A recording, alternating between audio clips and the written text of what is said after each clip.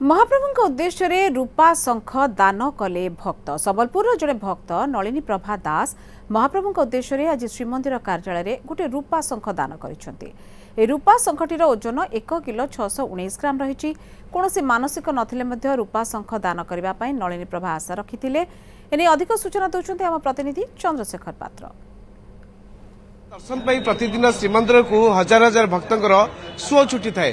अनेक भक्त महाप्रभु को उद्देश्य रे किछि दान करथांती।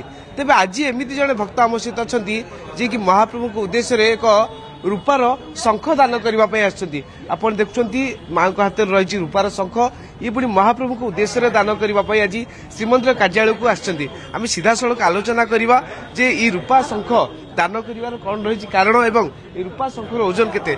मां आपण कोठु आछंती आपण ना संबलपुर आसी मो ना होची नलिनी प्रभा दास। आपण को हाथ रे जो रूपा शंख अछि आपण को मन से विश्वास जे रूपा शंख महाप्रभु धरिबे से विश्वास मोर अछि से आत्मविश्वास अछि। अच्छा एटा केते ओजन रो एटा 1 केजी 619 ग्राम अछि। कोन मानसिक थिला किछि मानसिक नै धरे गोटे भक्तटे दउथिले से शंख सेठु मोर मनर भावना सरा मो भी गोटे देंती। एटा मान ये क्षेत्र होची शंख क्षेत्र आपण शंख एडी सेति पे शंख देती। आ सुना तो दे पारिबिन ना रूपा किछि किंचित हाथ रे धरे भगवान को देली आ ठाकुर सेटा हृदय कथा बुझले और से ही पूर्ण कले तांकरी रूपार मो एटा तैयारी कर पाछि। खुशी लागुची बहुत खुशी बहुत आनंदित बहुत आलोचना करबा। आज्ञा कोन केबे महाप्रभु को उद्देश्य रे आज शंख दान करबा पे आछथि शंख क्षेत्र रे शंख दान करिवे तो मन रे केते उत्साह रही। बहुत उत्साह माने तार आ कळना करि हबो नै बेस ताको सुनाबेस रे धरि थांती आ एथर प्रशासन कहिसंती जे रथर सुनाबेस रे लागि हबो। आम सहित दैतापति सेवायत अच्छा वरिष्ठ दैतापति अच्छा कौन कहे जो रूपार शंख दान करने आसमाध्यम दान कर दान कर महाप्रभु कि निज हस्त परिधान करेंगे।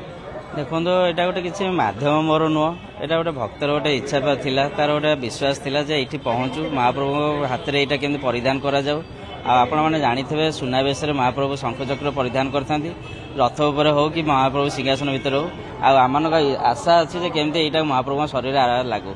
निश्चित भाव वरिष्ठ दैतापति विनायक दास अच्छे आज्ञा आम देखी अनेक समय अनेक भक्त महाप्रभु को उद्देश्य रे सबकि दान करते किंतु रूपार शंख दान करवा ये निश्चित भाव गोटे निरा पदक्षेप। शुणु तो निश्चित भाव मन में आसला गोटे शंख दान करेंगे तेणुक महाप्रभु जो सुनाबेश होती बाम हाथ में महाप्रभु शंख धरती तेणुक सी जो भक्त आणिक निश्चित भाव में केमती लगे यहाँ हूँ भक्त मन में जिनसा मोर लगे कि ना तेणुक यहाँ जब भक्त मन जिनसा न लगे ताले लोक आउ के देवे ना दान तापर आम भी देखुचे बहुत जिनस आसूची से गोदाम घरे रोच तेणुक आमर मालखाना जो अच्छी आमर सेठी रोच तेणुक आम मुख्य प्रशासन को अनुरोध करवा जो भक्त मैंने जहाँ दौरान से महाप्रभु पाखे लगी कर आसिक रखा जाऊ कि गोटे थर लगी से आम आशा करुँ ये विषय भी मुख्य प्रशासक जानते आम आशा करुँ निश्चित भाव में आंकर महाप्रभु सागर से लगे निश्चित भाव में भक्तर जो मनस्कामना अच्छी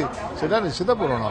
निश्चित भाव आप शुणुते वरिष्ठ दैतापति जो भाई सूचना दौते महाप्रभु को उद्देश्य रे रूपार शंख लगे से आशा से विश्वास अच्छी निश्चित भाव कहीपर जो भक्त मैंने श्रद्धार सहित महाप्रभु को जेकोसी सामग्री प्रदान कर दान कर महाप्रभु उद्देश्य कार्यकारी हमार आवश्यकता रही। पूर्व कैमरा पर्सन अविनाश दास चंद्रशेखर पात्र न्यूज 7।